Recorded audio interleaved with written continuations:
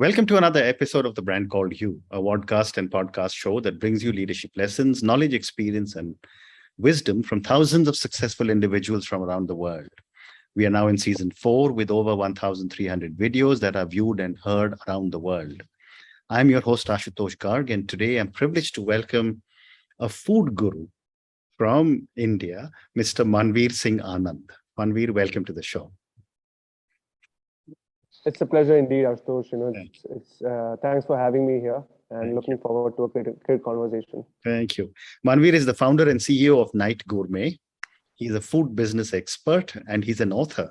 He's an author of a book titled Catering Your Way to Financial Independence. So Manvir, let me start with Night Gourmet. Tell me a little bit about this venture and your motivation to start it. So as it's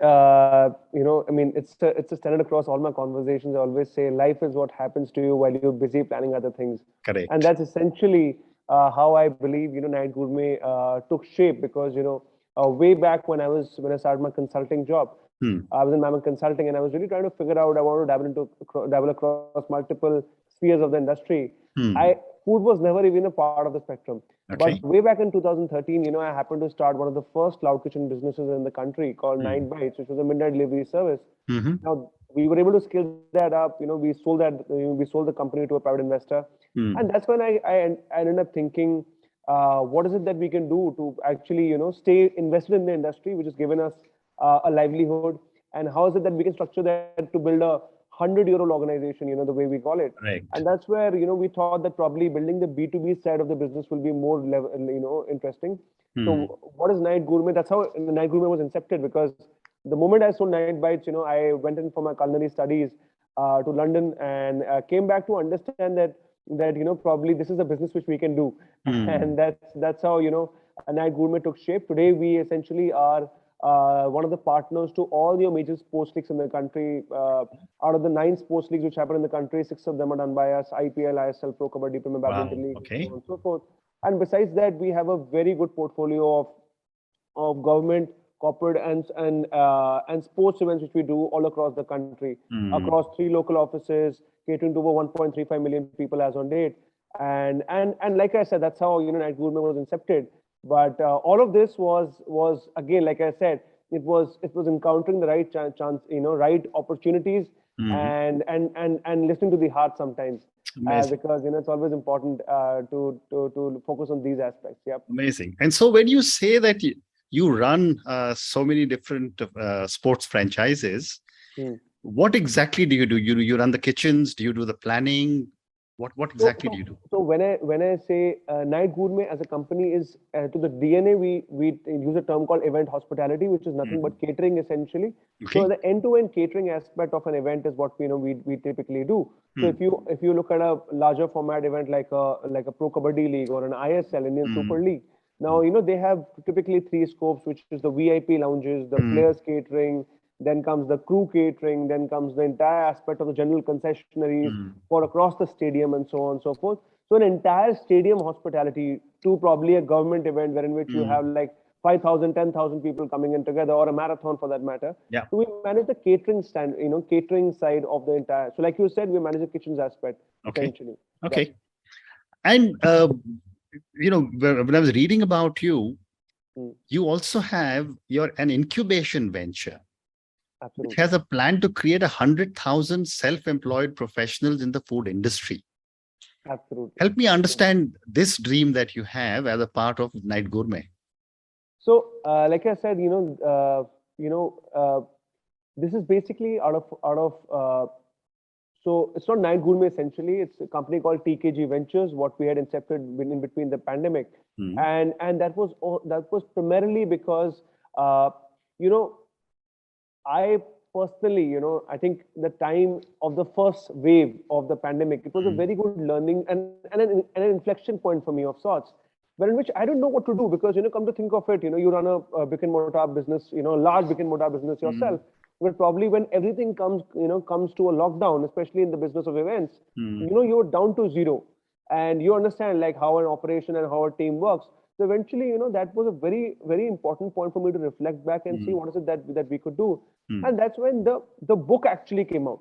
And the book made me realize this very important aspect that probably if we can empower 100,000 entrepreneurs, because I think F&B industry or the kitchens or probably the entire hospitality industry is one of the largest employers of people all across the world. Yet Correct. there is no structured, I would say, information about the business part of this particular industry. And that's when, we, just as an experiment, I was building a SOP for another startup and I converted that into a book. And I was lucky that the book really went well. And that's when the inception of TKG Ventures came in, because there were people reaching out to me from Warsaw, from Nigeria, from all across the world, who were reaching out to me about telling them about a very specific niche of food, which is catering.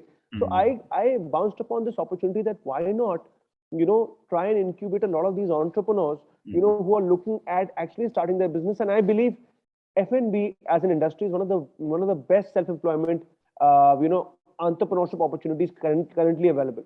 Very You well can, you said. can you can actually curate that, and that's where this incubation vertical started. So now we are mentoring, coaching, and investing into multiple startups in the F&B space. Across entrepreneurs, some of them who've done a coaching program, some of them who basically built decent scale of businesses and they want to go to the next level. So that's where the entire inception of TKG Ventures happened, and that's where I found the broader purpose of empowering 100,000 entrepreneurs all across the country. That's the idea broadly. Amazing. And since you spoke about your book, let's first come to your book now and talk about that before we come to other food related questions. Absolutely. What got you started on this book and what was your hypothesis? So, this was again, way back in 2013-14 when I was really evaluating opportunities. I actually came to a juncture wherein which, I am, there's this inclination for perpetual learners, I believe, that they love to read, apparently. And across platforms, there was nothing around food business per se, or the catering side of the business. There's a lot of content around how do you make recipes and so on and so forth. So the pandemic, like I told you, I was building because I was down to absolute zero at that particular point in time within a span of 2 months. So I just happened to think that why not build a tech startup, try to put technology into catering, and then let's try and scale it up. But in that process of building an SOP, I came across that eureka moment where in which I thought, why not convert this entire content into a book and try to, and the concept, believe me, Ashutosh, was the power of one. Power of one basically means, like, the content we are doing right now, even if one genuine person is helped by the content we are trying to curate or we are trying to reach out to, and he gets some value addition, I've done my job. And that's how, I thought that koi nahi padega, it does not really make a difference. True. As long as I've done justice to myself and I've been honest to myself. So that's how essentially we have. Very well said. And is your book available on Amazon? Absolutely. It became, I was startled, so to speak, because I had never expected, like I said, I was expecting at the max 5-10 people to read it. But it's the algorithm of Amazon, I believe, that sometimes, as people start buying it, it starts going up the charts and so on and so forth. It became an Amazon bestseller. And apparently, my learning from that was that a lot of international students, people, were looking at this keyword called catering, but there was no content around that. So it really worked out for us. And yeah, that's how the entire process, shaped up. And rest is history, like the way they say. Amazing. So I'm going to ask all our viewers and listeners to go and check out Manvir's book on Amazon, and then you take your own call. I'll certainly go and check it myself. Absolutely. So Manvir, now moving to the food business, the general view is that most restaurants have a very, very short life. And yet there are the iconic restaurants like the Bukhara and the House of Ming and so on, which are absolutely, no change in menus and still keep going strong. What makes a restaurant business tick? So, I'll tell you, restaurants as it is the I would say the shortest shelf life business ever in the entire business ecosystem. Reason being that it's driven by 3 parameters. One is, of course, the food, which is the soul to the entire restaurant. Second is the service, which is again, how you make the person feel, how the entire process is. And third is the hype. What is the hype you can curate around your restaurant? Because eventually you can curate the best food and the best service, but the moment you don't have the hype or someone talking about you, you've lost the essence of the F&B business, which is about, let's be very honest. I always tell people, food is nothing but its ingredients and the method of cooking. There's nothing else. It's a scientific process. It's not a, the art is in the plating, but it's a scientific process. But what really happens is if you falter on any of these three elements, which is either the food, either the service or the hype, because come to think of it, we've been hearing about Bukhara because it's been in the news since all this while. And I personally, like I said, with utmost respect to the chefs there, the process, if you see, the way the food is made is static, but it's the aura, what a restaurant is able to build around themselves, Correct. the entire vibe and so on and so forth. So that is what what really differentiates people, and that's why I believe that if these three ingredients are taken into consideration, I think there's a sure shot winner irrespective. Very interesting. And yet, when you look at it from your night gourmet perspective, where you're dealing so many different sports and other organizations you support, how do you handle the big challenge that most restaurants have, which is that of menu fatigue? That's a very good question, Ashutosh. I mean, like you said, that the entire thesis of menu fatigue comes from the aspect that if a person is visiting a restaurant, I always believe that today we are living in the world of specialized brands and not generalist brands. Today, restaurants with a North Indian, like a Haldiram menu, right? A North Indian, South Indian, Chinese, everything does not really work. You have to be a specialist in a particular industry. And I believe that on the contrary to a menu fatigue, in the restaurant business side of it, the menu fatigue is basically not something which I think is their reason being that people come to the same restaurant because there are multiple. There are like in Delhi only you'll have probably like 3 lakh restaurants that way which will be operating. Now the reason a person will come to you is because of your standardization, the quality of food and the service. So my point is the menu fatigue aspect is not a big concern. The aspect is building consistency, and if people are able to work on that. And the reason why I, my bread and butter comes from the catering side of the entire vertical, right? So there also, no matter what you do, you can play around with a couple of recipes, but somewhere or the other, the standardization is what people really come to you for.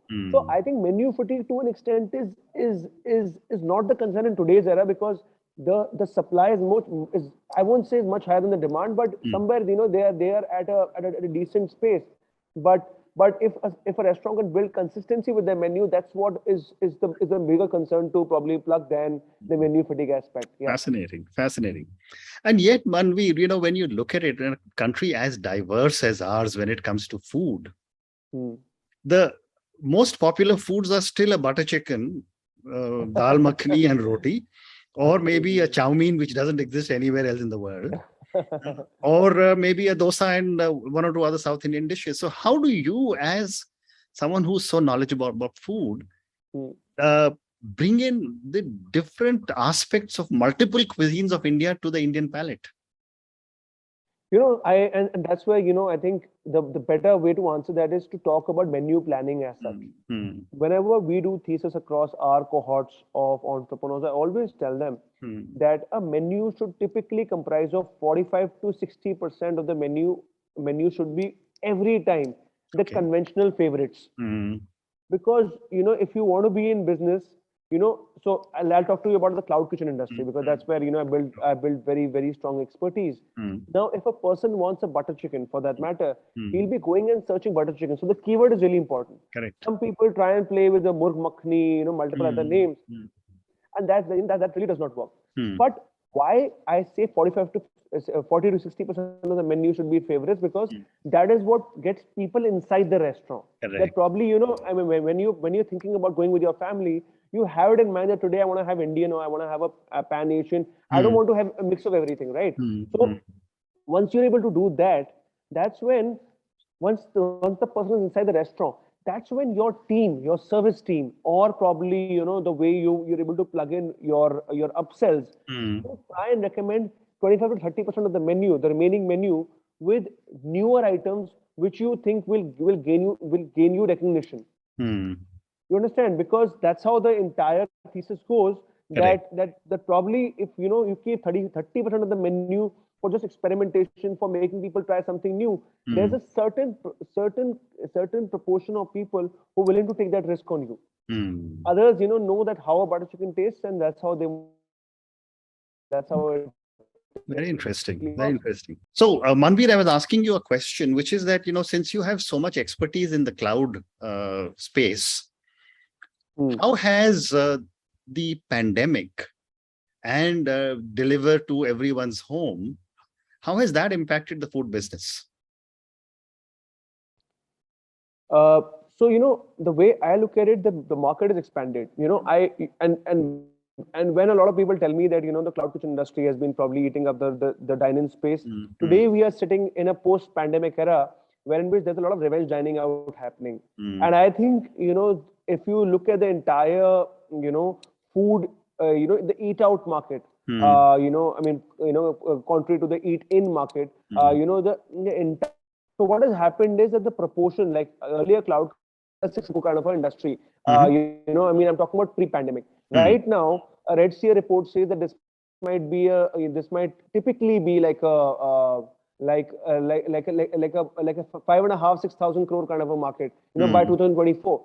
So idea is that the market share has increased and the proportion of cloud kitchen industry has increased in that. So what has happened is that today, typically like a Bukhara would never rely on probably delivery, as a scope for increasing their sales. But today, every restaurant or a cloud kitchen is applying a omni-channel perspective. A cloud kitchen is okay that they are willing to give you takeaway services. Restaurants are like, you mentioned the house warming and so on and so forth. They are more than willing to do your ordering in or probably a cloud kitchen facility out of their kitchen. So what has happened is that it's increased more number of revenue streams for a particular restaurant, and at the same time, the space and the willingness, the share of the wallet towards eating out has increased that way.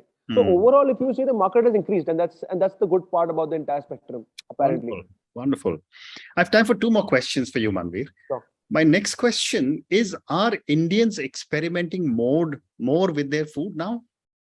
Absolutely. And believe you me, it's absolutely changed the last 5 years. I've done my culinary management from in French cuisine typically, but coming back, like you rightly said, I understood that in the country nobody thinks beyond a dal makhani, butter paneer, or a butter chicken and so on and so forth. But the beauty is what? That people are traveling, people are experimental right now. One of the other verticals within my company, so we have a portfolio of cloud kitchen businesses which we personally own across the country in Delhi, Mumbai, and Chennai. And what really happens, what we've seen out of them is that today we've been catering to a lot of traditional families, who never used to experiment with a sushi or a dim sums, or probably like a nasi goreng, or probably like a French cuisine based chicken veloute.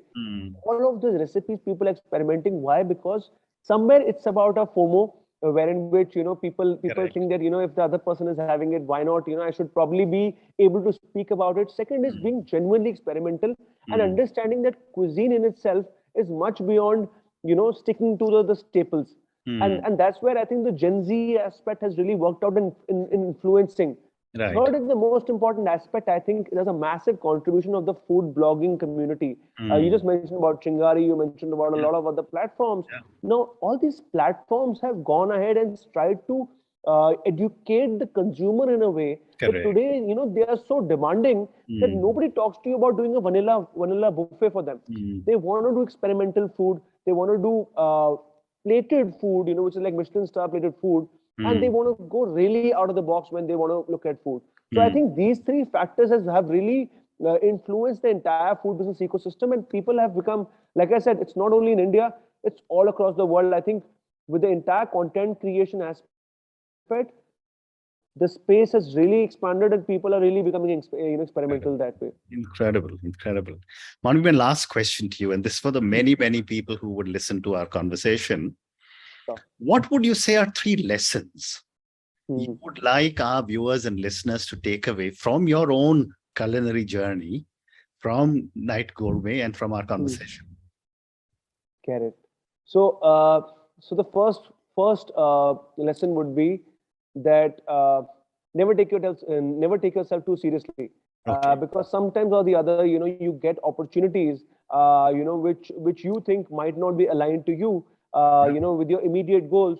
But sometimes, taking few risks, calculated risks, and understanding that there's much to life beyond just some Correct. monetary loss probably can have effects. So I think first is never take yourself too seriously. Probably take a few risks which are Mm. calculated enough, and that really works out well for you.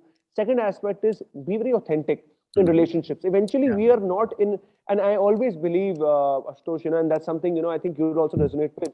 We are Entrepreneurship is being in people's business. Mm. No matter, if you're not in a tech business per se, because if you're not coding, even if you're coding for that matter, if you become an entrepreneur, it is a people's business. Correct. So you have to forge and understand that, you are in a relationship building exercise and not a transaction building exercise. Mm. Because relationship is a the byproduct of a relationship is generating into business and a lot of transactions and a lot of community benefits and so on and so forth. Mm. But Mm. always have a relationship perspective vis-a-vis a transactional perspective, Mm. and that really helps you. Mm. And that's why being authentic, being very true to your profession really helps you. And third and the last part to it is that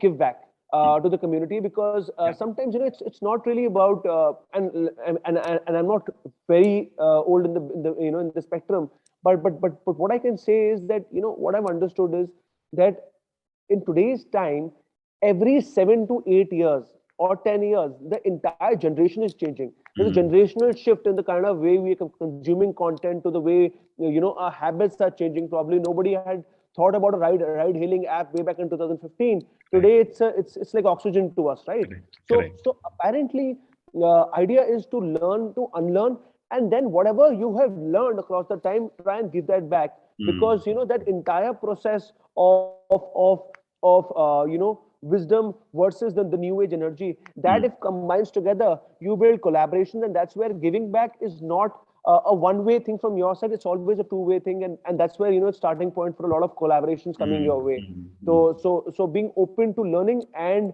building collaborations through giving back is a great learning I've taken. Amazing. Amazing. On that note, Manvir, and your three amazing lessons of never take yourself so seriously, be authentic, and give back.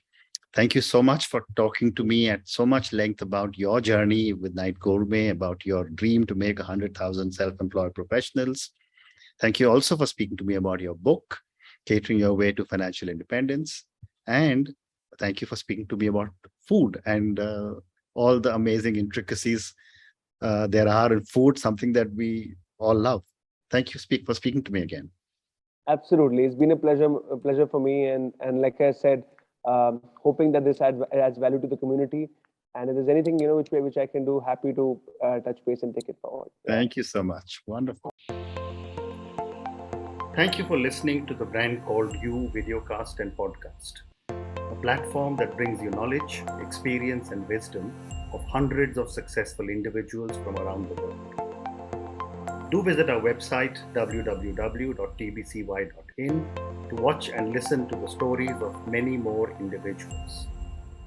You can also follow us on YouTube, Facebook, Instagram, and Twitter.